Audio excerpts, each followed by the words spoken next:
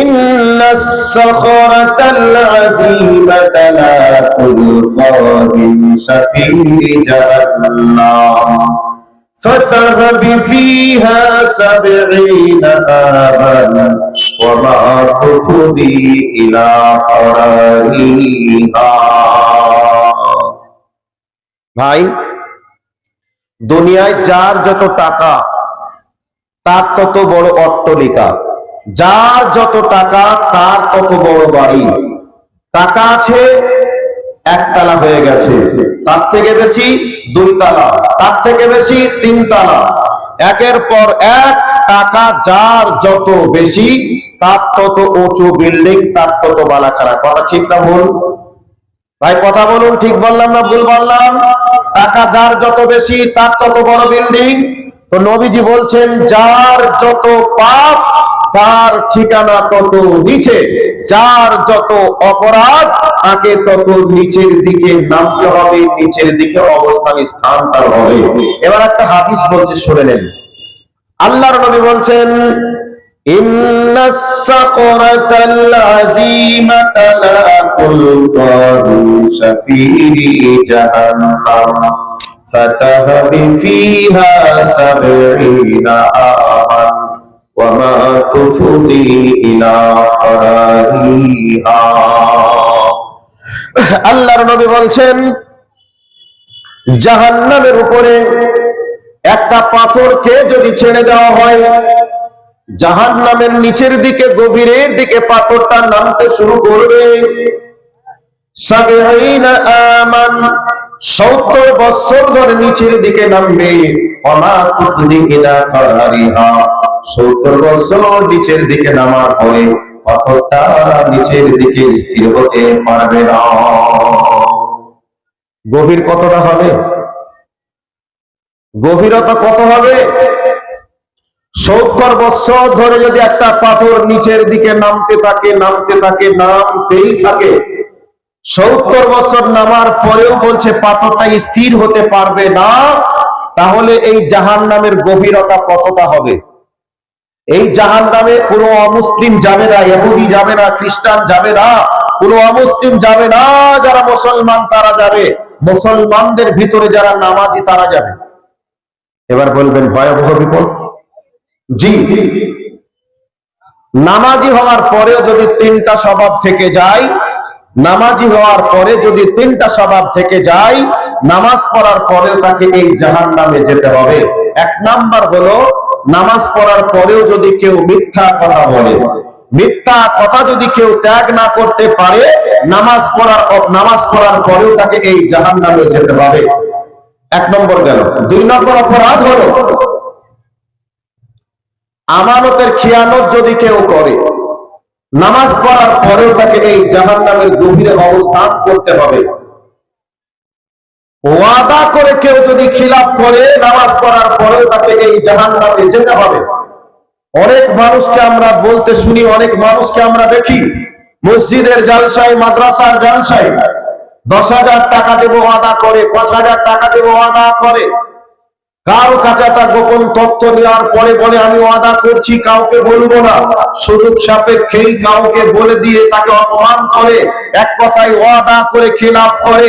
রাসূল বলছেন যে এই ৩ ধরনের অপরাধ যাদের ভিতরে থাকবে, ৩ ধরনের অপরাধ যারা করবে, তারা নামাজ পড়ার পরে তারা এই জাহান্নামে যাবে। এ কথা চূড়ান্ত সত্য। একটা অমুসলিম জাহান্নামে যাবে, একটা ইহুদি খ্রিস্টান জাহান্নামে যাবে, এ কথা সত্য। কিন্তু এই জাহান্নামের গভীরে প্রবেশ করবে, ৭০ বছর ধরে অতিক্রম করার পরেও যেই জায়গাটা স্থির হতে পারবে না, তার গভীরতা কত হতে পারে? এই গভীর জায়গাতে কে যাবে? জাহান্নামে কে যাবে? যারা মুসলমান হওয়ার পরে, নামাজ পড়ার পরে ৩টা স্বভাবকে যারা ত্যাগ করতে পারে নাই, তারা এই জাহান্নামে যাবে। ১ নম্বর হলো যারা মিথ্যা কথা বলবে, ২ নম্বর হলো যারা আমানতের খিয়ানত করবে, ৩ নম্বর হলো যারা ওয়াদা করে খিলাফ করবে, তারা এই জাহান্নামে যাবে। এবার ভালো করে বুঝে নেন, একটু মিলিয়ে দেখুন তো, নামাজ পড়ার পরে মিথ্যা কথা কে কে বলেন? নামাজ পড়ার পরে আমানতের খিয়ানত কে কে করেন? নামাজ পড়ার পরে ওয়াদা করে খিলাফ কে কে করেন? একটু নিজের দিকে মিলিয়ে দেখি। যদি এই স্বভাব আমার আপনার ভিতরে থেকে যায়, আজ থেকে আমরা এগুলিকে পরিহার করার চেষ্টা করব। যদি আমরা পরিহার করতে পারি, ইনশাআল্লাহ এই জাহান্নামের আগুন থেকে বাঁচতে পারবো। আর এর জন্যই হচ্ছে জালসা, এর জন্যই হচ্ছে মানে মাদ্রাসা মসজিদ তৈরি করার একটা মানে মানুষের ভিতরে প্রবণতা দেখা যায় যে নামাজ পড়ার পরে এই কাজগুলি যদি করে থাকে তাহলে তো এই অপরাধগুলির কারণে জাহান্নামে যেতে হবে। আলোচনা শোনার পরে সাথে সাথে নিজেকে কন্ট্রোল করে নিবে, না এ কাজ করবো না, এ কাজ করলেই যদি জাহান্নামেই যেতে হয় তাহলে এ কাজ কেনই বা করবো, ত্যাগ করে দিবে। আজকে যে এতক্ষণ ধরে জাহান্নামের পর্ব নিয়ে আলোচনা করছিলাম, জাহান্নামে যাবে কেন, কয়েকটি কারণ আপনাদেরকে কোরআনের আয়াত থেকে প্রমাণ করেছি। আর জাহান্নামের সব থেকে গভীরে যাবে কারা, তার লিস্টটাও আপনাদেরকে শোনালাম। আজ থেকে যারা এই রোগের আক্রান্ত আমরা আছি, এই রোগ থেকে যদি আমরা বাঁচতে পারি, ইনশাআল্লাহ এই ভয়াবহ বিপদ থেকে, ভয়াবহ জায়গা থেকে আমি আপনি বাঁচতে পারবো ইনশাআল্লাহ। ভাইয়া, এবার একটা আয়াত আপনাদেরকে শোনাবো। এই আয়াতটা শোনানোর আগে আজকের আয়োজিত সভাটা হচ্ছে মাদ্রাসা কেন্দ্রিক একটা আয়োজিত সভা। এই মাদ্রাসাগুলির গভর্নমেন্ট হচ্ছে সাধারণ মানুষ, আপনারা, আপনাদের দানে এই মাদ্রাসাগুলি চলছে। আর এই মাদ্রাসাগুলি চলে আজকে হাফিজা হচ্ছে, আলিমা হচ্ছে, তাদের পেট থেকে আলিম জন্মগ্রহণ করছে, তাদের পেট থেকে মুহাদ্দিস জন্মগ্রহণ করছে। তারা যদি দুনিয়ায় না থাকে তাহলে ভালো আলিম, ভালো মুহাদ্দিস, ভালো হাফিজ, ভালো আল্লাহর ওলি জন্মগ্রহণ করবে না। সেই জন্য এই মাদ্রাসাগুলির গুরুত্ব মুসলিম জাতির কাছে অপরিসীম। এই জন্য আমি আপনাদের কাছে শেষের বেলায় একটু দৃষ্টি আকর্ষণ করতে চাই, যে সমস্ত মা ও বোনেরা, যে সমস্ত বাবা জীবনরা বসে আছেন, যদি কারো কাছে 100 টাকা থাকে, 50 টাকাও করেও যদি থাকে, দেওয়ার মতো হলে আপনারা দিয়ে যান, আর আপনাদের জন্য একটু দোয়া দিব। যদি বলেন না আমাদের দেওয়া কমপ্লিট নেই, তাহলে আপনাদের কাছে আর আমার জোর নেই। যদি দেওয়ার মতো থাকে তাহলে দিয়ে দেন। এই দান আপনাকে জাহান্নামের আগুন থেকে বাঁচিয়ে জান্নাতে নিয়ে যাবে, এ কথা আল্লাহ বলেছেন। আল্লাহ বলেছেন। এবার আপনাদেরকে একটা জান্নাতের আয়াত শোনাবো, জান্নাতের আয়াত শোনাবো। এই আয়াতটা শোনার জন্য কে কে প্রস্তুতি আছেন, প্রস্তুত কে কে নিয়ে আছেন? এই আয়াতটা শোনার জন্য একটু দৃষ্টি আকর্ষণ করুন। সাথে সাথে যার কাছে 10, 20, 50 করে থাকলেও আল্লাহর হস্তে মেহেরবানি করে একটু জমা করে যান। আপনাদের জন্য প্রাণ খুলে দোয়া দেওয়ার পাশাপাশি এই জান্নাতের আয়াতটা দিয়ে আপনাদেরকে জান্নাতের একটা আশা জুগিয়ে আজকে আমি আপনি সকলে এখান থেকে বিদায় নেব। যার কাছে যা আছে 10, 20, 50 করে হলেও আল্লাহর হস্তে একটু দিয়ে যান। ইনশাআল্লাহ এই 10, 20, 50 টাকার মাধ্যমে আপনাদের এই বিশাল মাদ্রাসা, ক্ষুদ্র একটা মাদ্রাসা বিশাল মাদ্রাসাতে পরিণত হবে ইনশাআল্লাহ। আমার ভাই, আমার বন্ধুরা, একজন মানে আমাদের বাবাজিদের কাছ থেকে 350 টাকা এসেছে। আল্লাহ তোমার বান্দাদের দানকে তুমি শামিল মঞ্জুর করো, মনে নেক নিয়াতকে তুমি পূরণ করো। হায়াকাল্লাহ, বারাকাল্লাহ, জাযাকাল্লাহ খায়রা জাযা ফিদ দুনিয়া ওয়াল আখিরা। আল্লাহুম্মা সাল্লি আলাইহি, আল্লাহুম্মা বারিক আলাইহি ফি আহলিকা ওয়া মালিকা। এবার জান্নাতের আয়াতটার দিকে চলে যাচ্ছি। সাথে সাথে যার কাছে যা আছে একটু দেওয়ার মতো বলে আপনারা একটু সামনের দিকে আগিয়ে আসুন। মা বোন, আপনাদেরকে অনুরোধ করলাম, যদি কেউ মিথ্যা কথা বলে থাকেন আজ থেকে মিথ্যা ত্যাগ করবেন। যদি কেউ আদা করে খেলাপ করেন ত্যাগ করার চেষ্টা করবেন। আজ থেকে আমানতের খেয়ানত কেউ যদি রেখে দেয়, আমানতের খেয়ানত করবেন না, আমানত রক্ষা করবেন। এটা আপনাদের কাছে দাবি রেখে জান্নাতের একটা সুন্দর আয়াত শুনিয়ে দিয়ে আপনাদের কাছ থেকে বিদায় দেব। একটু সামনের দিকে আগাচ্ছি। কেউ 100, কেউ 50, কেউ 10, কেউ 20, কেউ 5, কেউ 10, এই করে করে যে যা দিয়েছে আল্লাহ তোমার বান্দাদের দানকে তুমি কবুল করো, মনের আশাকে তুমি পূরণ করো। জাযাকাল্লাহ খায়রা জাযা ফিদ দুনিয়া ওয়াল আখিরা। এবার ওই আয়াতটার দিকে যাচ্ছি।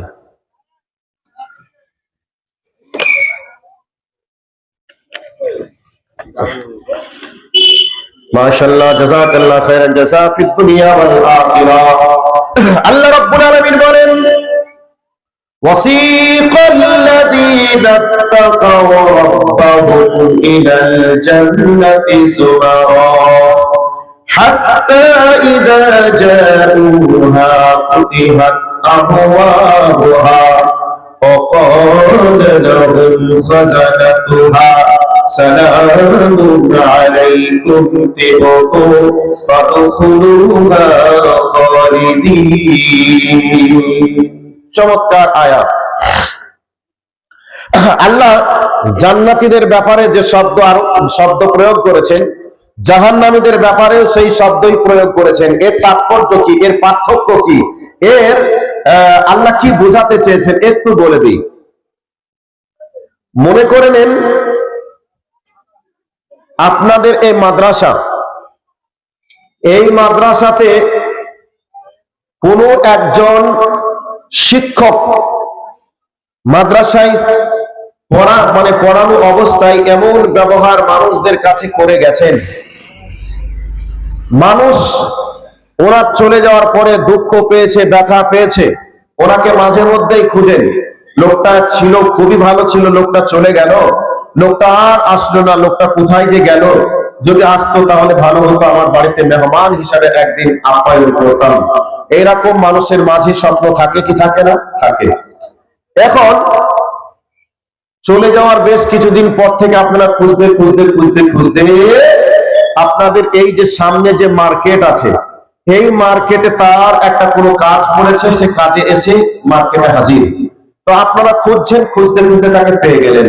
এই অবস্থায় বলছেন, মাওলানা আপনাকে অনেক দিন থেকে খুঁজছি, আপনাকে পাইনি, আজকে পেয়েছি, চলেন আমাদের বাড়ি যেতে হবে।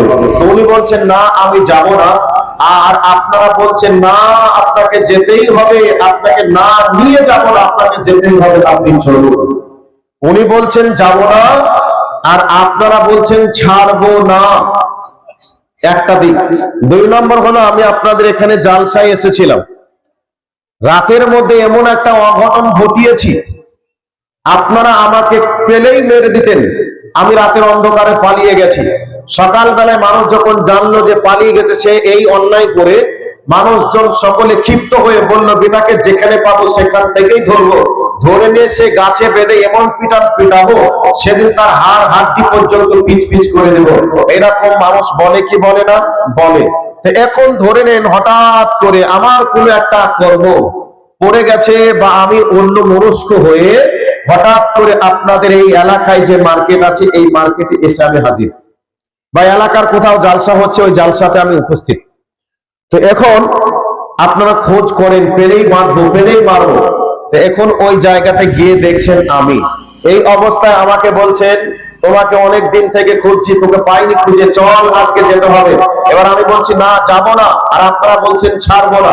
তাহলে এদিকে আপনারা বলছেন ছাড়বো না আর আমি যাব না, আমাকে নিয়ে আসছেন পিটানোর জন্য, আর ওই মাওলানা সাহেবকে নিয়ে আসছেন আপ্যায়ন করার জন্য। এটাও বলছে ছাড়বো না, ওটাও বলছে ছাড়বো না। পার্থক্য আছে না নেই? আছে। তো আল্লাহ পাক বলছেন, وَسِيقَ الَّذِينَ اتَّقَوْا رَبَّهُمْ إِلَى الْجَنَّةِ زُمَرًا। আল্লাহ রাব্বুল আলামিন বলেন, জান্নাতীদেরকে জান্নাতের দিকে দলের পর দল নিয়ে যাওয়া হবে, হাঁকাতে নিয়ে যাওয়া হবে। এই অবস্থায় হাঁকাতে নিয়ে যাওয়া হবে, তার কারণ কি? আমার ভাই, আমার বন্ধুরা, আমার মা ও খালারা, এশিয়া মহাদেশের মধ্যে সব থেকে যে ব্যক্তি ধনী, তার নাম হলো মুকেশ আম্বানি। মুকেশ আম্বানি যে বাড়িটায় বর্তমান সময়ে বসবাস করে, ওই বাড়িটা ভারতীয় মুদ্রা হিসাবে 15,000 কোটি টাকা খরচ করে বাড়িটা বানিয়েছে।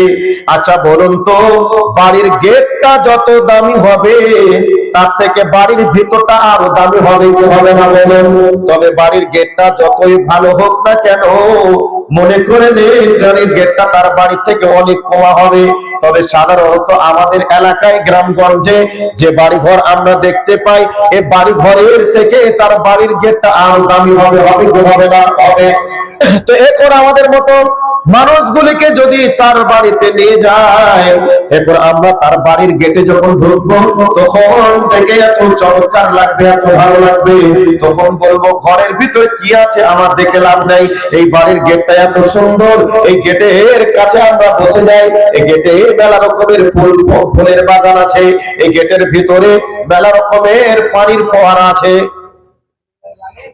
এই গেটের কাছে একটু বসে যাই, এই অবস্থায় তার বাড়ির গেটম্যানরা বলবে, তোমরা হলে মুখে সম্মানীর আজকে সম্মানীয় মেহমান, তবে এই জায়গাটা তোমাদের থাকার জায়গা নয়, বরং তোমাদের জায়গা হচ্ছে ঘরের ভিতরে দামি জায়গা আছে, তোমরা চলে কথা বলবে কি বলবে না বলবে?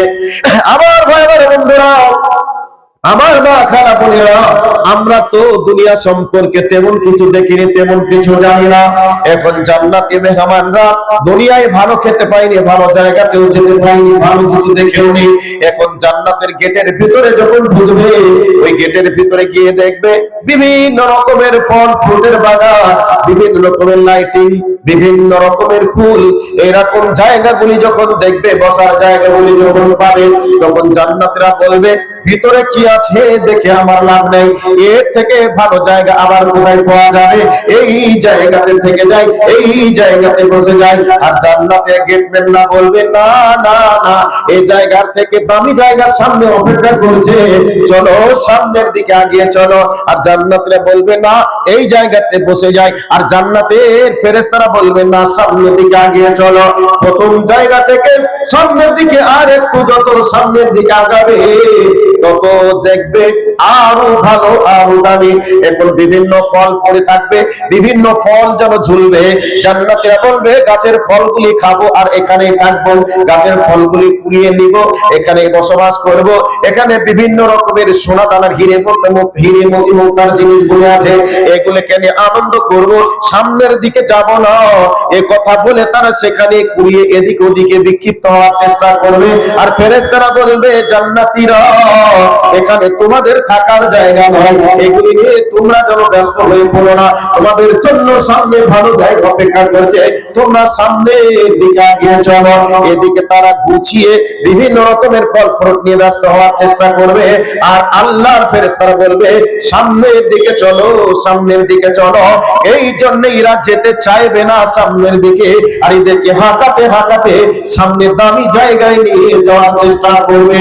আর জাহান্নামীরা জানছে এত ভয়াবহ জাহান্নামের আযাব, এত ভয়াবহ জাহান্নামের আগুন, এই জাহান্নামের আগুনে কেমন করে থাকবো, কেমন করে যাব, যাওয়ার চেষ্টা করবে না। তারা এদিকে ওদিকে ফাঁকি দিয়ে পালানোর চেষ্টা করবে, এদিকে ওদিকে যতক্ষণ এদিক ওদিক করে বাঁচা যায় তেমনই চেষ্টা করবে, কিন্তু বাঁচার কোনো পথ থাকবে না। একই সঙ্গে জাহান্নামীদেরকে হাঁকাতে হাঁকাতে জাহান্নামের মধ্যে নিয়ে যাবে। এবার বলবেন, মাওলানা তবে জাহান্নামের গেট বা কত হবে, কত বড়ই বা হবে, যে এতগুলো ফেরেশতারা এতগুলো মানুষকে জাহান্নামে নিয়ে চলে যাচ্ছে, তো জাহান্নামের গেট কত বড় হবে? শুনে রেখে দেন, তামাম পৃথিবীর মানুষগুলিকে, অপরাধীগুলিকে একই সঙ্গে জাহান্নামের গেটে নিয়ে যাবে। প্রবেশ পথে কোনো বাধা থাকবে না, প্রবেশ পথে কোনো বাধা দেওয়া লাগবে না, সমস্যা হবে না, বরং একই সঙ্গে তামাম পৃথিবীর অপরাধীরা জাহান্নামের মধ্যে চলে যাবে।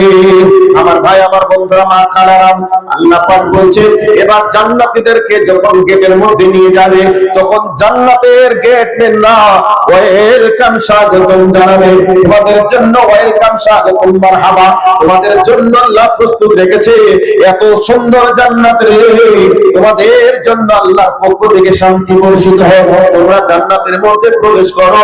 এই জান্নাতের মধ্যে যা ইচ্ছা তোমরা তাই করো, যেখানে মন সেখানে যাও, যা মন তাই খাও,